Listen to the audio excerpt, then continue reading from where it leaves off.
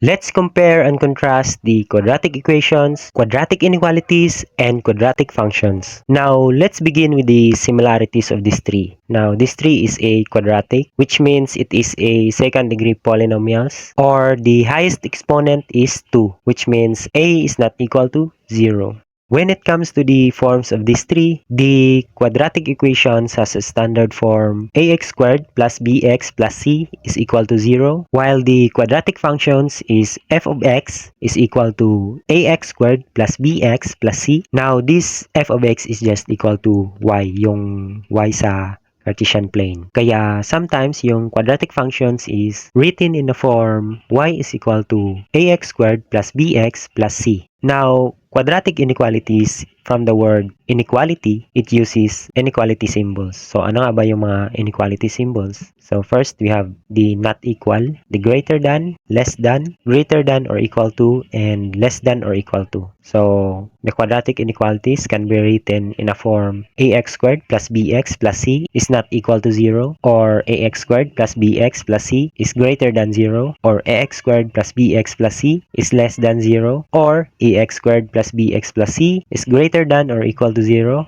and last is ax squared plus bx plus c is less than or equal to 0. Now, how about if we graph these three? For the quadratic equations, the parabola intersects x-axis. It means that the curve of the parabola crosses the x-axis at one or more points.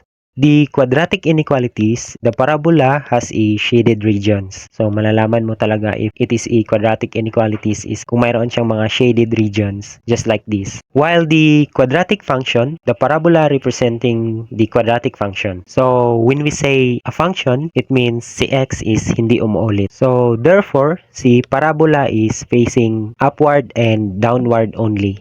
Now, go back to quadratic equations. The parabola can be open either to the right or to the left if you have a quadratic equation in the form x is equal to ay squared plus by plus c. This form is less common but still describes as a quadratic relationship. Now, their solutions for the quadratic equations, it is looking for the specific x values or its roots, while the quadratic inequalities is the range or intervals of x values, and the quadratic functions is the entire set of points x and the f of x or y on the parabola.